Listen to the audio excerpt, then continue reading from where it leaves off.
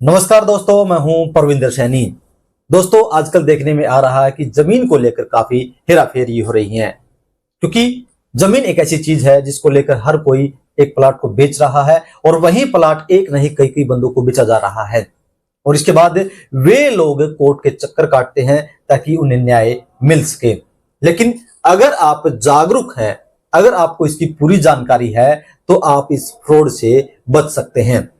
इसका क्या कुछ तरीका है, किस तरीके से आप ये चेक कर सकते हैं कि ये जमीन जो है पहले बिक चुकी है या नहीं बिक चुकी है और क्या आपके साथ फ्रॉड हो रहा है। इस विषय को लेकर तमाम जानकारियों के साथ हमारे साथ झज्जर से वकील सौरभ फोगाट जो है वो हमारे साथ है। वकील साहब, आपका हमारे कार्यक्रम में स्वागत है। सर बहुत बहुत धन्यवाद। सौरभ जी, मैं आपसे जानना चाहूंगा कि जमीन को लेकर हम देखने में आ रहा है कि कोर्ट में बड़े केस चल रहे हैं, बड़े मामले हो रहे हैं कि जमीन एक व्यक्ति को फिर दूसरे को फिर तीसरे को बेची जा रही है। तो इससे किस तरीके से हम बच सकते हैं और कितने केस जो है जजर कोर्ट में आते हैं जमीन को लेकर? सर देखिए, जितने भी सिविल केसेस हैं उनमें से मेजोरिटी के जो केसेस हैं ना वो जमीन की रिगार्डिंग होते हैं कि जमीन में धोखाधड़ी है किसी के साथ या फिर एग्रीमेंट करके उसको कंप्लीट नहीं कर पा रहे लोग। तो उसके पीछे भी काफी कारण है। जैसे आपने आज का जो टॉपिक उठाया वो बहुत इंपॉर्टेंट है और सोसाइटी में इसकी नॉलेज होनी चाहिए। कुछ पॉइंट्स हैं जिन पे जो खरीदने वाले हैं वो अगर गौर करें तो बेफालतू की जो लिटिगेशन है, मतलब जो ऐसे केसेस हैं उनसे बचा जा सकता है।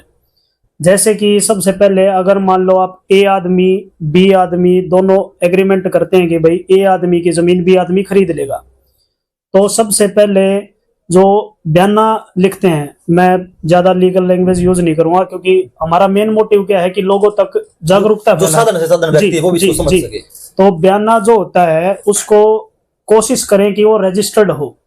रजिस्टर्ड अगर बयाना होगा तो उसमें दूसरी या तीसरी पार्टी की इन्वॉल्वमेंट, यानी कि वो जमीन दूसरी या तीसरी जगह बिकने की जो है चांसेस बहुत कम होंगे। अब लोगों को ये नहीं पता कि भाई रजिस्टर्ड बयाना क्या होता है। देखो, लोग क्या करते हैं कि 100-200 रुपए की स्टैम्प पेपर पे लिखवा लेंगे, उसके बाद में जो है ना नोटरी से नोटराइज करा लेंगे और गवाह भी जो है ना कोर्ट में कोई मिल गया, कोई और गांव का ऐसा जो है ना गवाह ले आएंगे। इसका सही और ठीक जो है ना रास्ता ये है कि आप उसको रजिस्टर्ड कराएं, तहसीलदार के पास जाएं। वो रजिस्टर्ड जो एग्रीमेंट होगा वो प्रीवेल करता है नॉन रजिस्टर्ड। मतलब अगर एक जमीन के दो एग्रीमेंट है, एक रजिस्टर्ड है एक नॉन रजिस्टर्ड है, तो कानून की नजर में जो रजिस्टर्ड एग्रीमेंट है उसकी ज्यादा वैल्यू रहती है। दूसरा क्या है कि जो गवाह हैं, लोग क्या करते हैं कि गवाह बना लिया किसी गांव वाले को या नंबरदार को या मान लो कोई थर्ड पार्टी को। कोशिश करें कि भाई गवाह एलआर बने, मतलब जो जैसे मान लो किसी के फादर साहब जमीन को सेल आउट कर रहे हैं या एग्रीमेंट कर रहे हैं, तो उनके बच्चे कुछ साल के बाद में कोर्ट में आके क्लेम करते हैं कि भाई हमको तो पता ही नहीं था, हमारे फादर साहब ने ये एग्रीमेंट कर रखा था या मान लो जमीन सेल आउट की थी।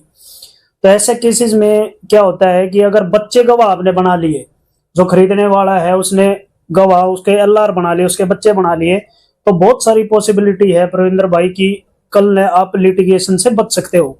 वो ये नहीं कह सकते कि भाई हमको नॉलेज नहीं थी या भाई ये जो है ना फर्जी तरीके से ये जो है ना रजिस्ट्री की गई है।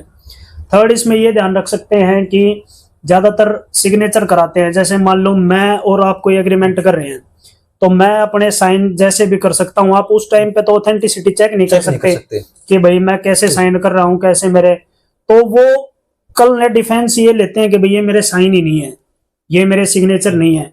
तो उससे बचने के लिए आप क्या कर सकते हैं, आप थंब इंप्रेशन यूज कराएं। थंब इंप्रेशन भले ही नीला हो काला हो उससे कोई इफेक्ट नहीं होगा, लेकिन उससे क्या होता है उसकी प्रेजेंस शो होती है कि भाई ये आदमी उस दिन था। सेकेंडली आपका रजिस्टर्ड डॉक्यूमेंट है। थर्डली आपने गवाह भी वो बनाए हैं, उसके एलआर जो हैं। तो ये चीजें एक जैसे कैश का जो लेन देन करते हैं, ज्यादातर क्या करते हैं कि भाई मैंने बयाने की अमाउंट जो है ना कैश दे दी, उससे हाँ नगद दे दी। उससे क्या होता है कि रिसिप्ट नहीं लेते। मान लो एक तो कैश की एक लिमिट सेट कर रखी है कानून में कि भाई इतने तक आप दे सकते हो।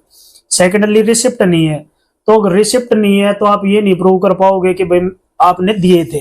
थर्डली आप उसका सोर्स नहीं बता पाओगे कि भाई आपने बैंक से निकाल के उस दिन दिए थे या नहीं दिए थे। तो ये 4-5 पॉइंट है जिससे अगर आप लेके चलो तो आप बहुत सारी जो है ना केसों से बच सकते हो। सौरभ भाई, एक चीज और देखने में आती है, सुनने में आती है कि अक्सर जब भी हम, तो लोग ये कहते हैं कि जैसे हम 100 रुपया स्टाम्प पेपर यूज करते हैं जी जब बयाना लिखवाते हैं, जी, तो कुछ लोग ये कहते हैं कि आप 2000 रुपए का जो जी। स्टाम्प पेपर यूज करें। जी, तो क्या इसमें कोई फर्क है? हाँ इसमें फर्क है। देखो, एक इंडियन स्टैम्प एक्ट है एक, जब आप उस एक्ट को पढ़ोगे तो उसमें एक स्लैब डिफाइन कर रखी है कि भाई आप इतने रुपए तक की अगर कोई प्रॉपर्टी ट्रांसफर कर रहे हो तो इतनी स्टैम्प आप पे करेंगे। अगर आप इससे ज्यादा, वो स्लैब पे डिपेंड करता है कि आपकी प्रॉपर्टी की वैल्यू कितनी है, उस वैल्यू के अकॉर्डिंग जो है ना स्टैम्प वेरी करती है। और स्टैम्प का भी जो है ना जो आपके एसआरए के केसेस होते हैं, मतलब जो जमीन के लेने देने के जो केसेस होते हैं उनमें पूरा रोल रहता है।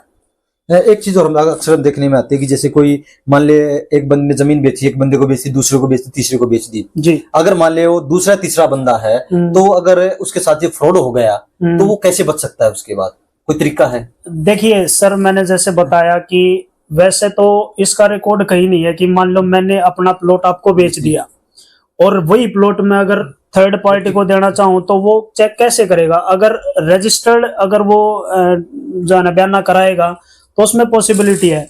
अगर सभी लोग रजिस्टर्ड बयाना कराने लग जाएं तो फ्रॉड से बचने की पूरी पॉसिबिलिटी है, उसमें फ्रॉड होने के कोई चांसेस नहीं रहते। रजिस्टर्ड का तरीका क्या है, किस तरीके से हम करा सकते हैं? सिंपल रजिस्ट्रेशन एक्ट बना रखा है, उस रजिस्ट्रेशन एक्ट में अपने तहसीलदार साहब जो है ना, ज्यादातर तहसीलदार साहब को पावर दे रखी है रजिस्ट्रेशन की।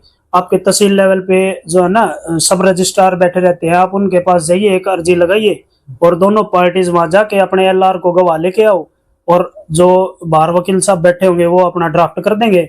ड्राफ्टेड बाय से जो है ना आप अटेस्ट करा लो कि भाई जैसे मैंने वो एग्रीमेंट ड्राफ्ट कर दिया, कल ने मैं उसकी एविडेंस जो है ना कोर्ट में बता सकता हूँ कि भाई मैंने ये दोनों पार्टीज के कहने से ड्राफ्ट किया था। सेकेंडली, जो नोटरी साहब हैं उनको आप एज ए एविडेंस बुला सकते हो कोर्ट में कि भाई इन्होंने ये नोटराइज किया था। और थर्डली जो है ना, जो रजिस्ट्रार साहब हैं उनके ऑफिस में रजिस्ट्रेशन एक्ट है एक, उसके अकॉर्डिंग सब डिस्ट्रिक्ट लेवल पे सब रजिस्ट्रार बैठा रखे हैं, वहां जाके आप अर्जी लगाओ, रजिस्ट्रेशन करा सकते हो। एक चीज और में देखते हैं कि अक्सर जब हमें बयाना देते हैं तो उस वक्त 100 रुपया स्टाम्प पेपर लेकर उस पर लिखवा लेते हैं, क्या उसकी कोई अहमियत है, उसकी कोई वैल्यू है? सर देखिए, अगर नो डाउट अगर प्रॉपर्टी में डिस्प्यूट अराइज नहीं हो रहा तो आपका 100 रुपए का स्टैंप और नॉन रजिस्टर्ड डॉक्यूमेंट या कोई भी गवाह हो, भले ही सिग्नेचर कर रखे हो, वो चल जाएगा। ये सारी चीजें जब होती हैं जब उसी प्रॉपर्टी का एक रजिस्टर्ड डॉक्यूमेंट आ जाए। लेट अस से मैंने आपका प्लॉट जो है ना मैं और आप सेल आउट कर रहे हैं, तो एक तो रजिस्टर्ड है, एक नॉन रजिस्टर्ड है। उस पॉइंट पे रजिस्टर्ड जो है ना वो प्रीवेल करेगा, उसकी ज्यादा वैल्यू रहेगी। बाकी अगर डिस्प्यूट राइज नहीं हो रहा तो उससे कोई इफेक्ट नहीं है, वो कोर्ट में जो है ना वैलिड है, उसकी कोई दिक्कत नहीं है। तो चलिए दोस्तों, ये छोटी ही जानकारी जरूर है, लेकिन अगर आप भी प्लॉट जब खरीदते हैं या बेचते हैं तो उस वक्त इन चीजों का ध्यान अगर आप रखेंगे तो जो आजकल जमीन को लेकर जो बड़े बड़े फ्रॉड हो रहे हैं उन तमाम फ्रॉडों से आप बच सकते हैं। तमाम जानकारी देने के लिए सौरभ भाई आपका बहुत बहुत धन्यवाद। Thank you sir, thank you.